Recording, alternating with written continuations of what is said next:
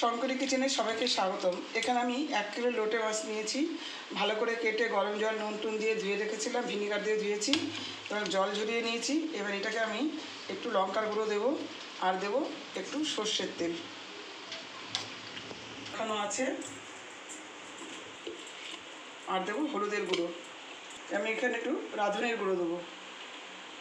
রাঁধুনি দিলে লোটে মাছে যদি একটা গন্ধ সেটা থাকবে না। আজকে আমার কাছে ধনে পাতা নেই, ধনে পাতা ছাড়াই করবো। মাছে লবণ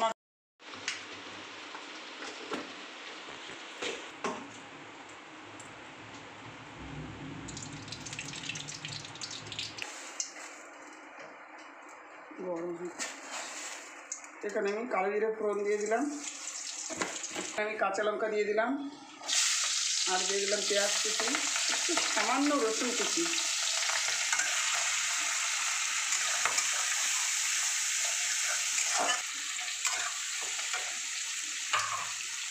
তেলের মধ্যে আমি একটু পেঁয়াজের মধ্যে লবণ দিয়ে দিলাম,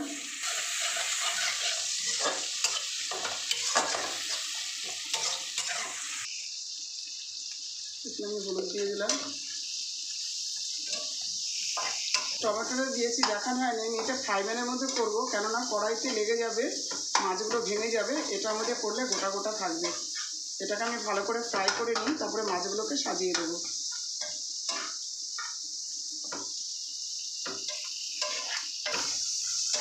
এই যে আমার পেঁয়াজ লঙ্কাটা কষানো হয়ে গেছে, এবার আমি মাছগুলোকে ছেড়ে দেবো।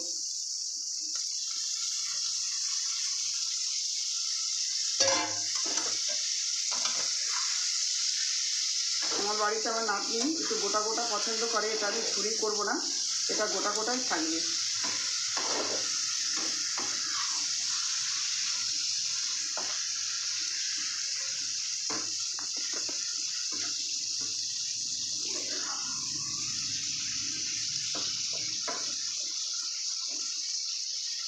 লোটে মাছটা কিন্তু জল দিইনি, ঠিক আছে? লোটে মাছের সবাই জানেন যে জল ওঠে।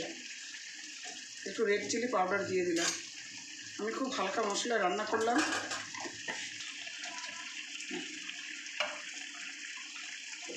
লোটে মাছটা হয়ে গেছে। আমি যেভাবে করেছি আপনারা সেইভাবে করবেন। ভালো লাগলে লাইক করবেন, শেয়ার করবেন, পাশে থাকা বেল আইকনটি ক্লিক করবেন এবং সকলেই সুস্থ এবং ভালো থাকবেন।